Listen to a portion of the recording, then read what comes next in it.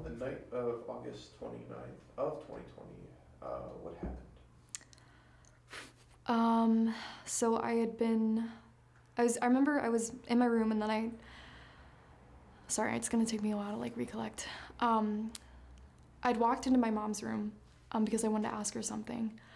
I'd seen like this post a couple days beforehand, and I kind of forget the exact wording of it, but it was like a joke, it was a tweet or something. So it was something completely insignificant, but when I read it, something in my body just clicked, and like suddenly I remembered something like happening in my childhood. Like I could remember that something happened, but I couldn't remember what that something was. And I kind of just, for a couple days, I waited for it to go away, but it wouldn't, and it just felt like there was this box in my head that there was something there, but I didn't know what was actually inside of it. And so I was like, you know what, I'll ask my mom, because if anyone's gonna know if something had happened in my childhood, it would be her.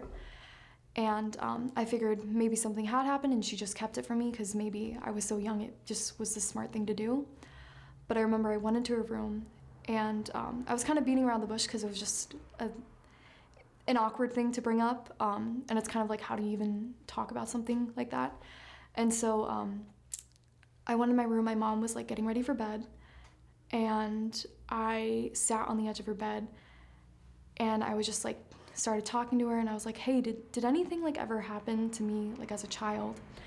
And she was like, you know, like, what are you talking about? Like, blah, blah. And so I explained like the whole story to her again. But then as soon as I said the words "the box" out loud, and that was the first time that I had done that because I hadn't talked about it to anyone else, I felt immediately like I was pulled backwards and that I was like sucked back into my body, and I'd never experienced anything like that before. And I just couldn't, my hands started shaking like really violently, and I started crying and hyperventilating, and I didn't know what was going on. I just lost like complete body autonomy. And the only thing I could say was, Mom, I don't know what's happening. Mom, I don't know what's happening. And she tried to get me to calm down, but then she couldn't. And so we went downstairs to the basement where my sister was living. And my sister came out, and I think eventually it was like me, my brother-in-law, my sister, my dad, and my mom were just like all in the basement, and I was just kind of like freaking out. But over time, I started to, you know, calm back down, and they sat me down, and then we kind of just like talked, and I like told them everything. And that was like, I remember that moment being like, oh shit, like I was right, like something did happen, because I'd never experienced anything like that before.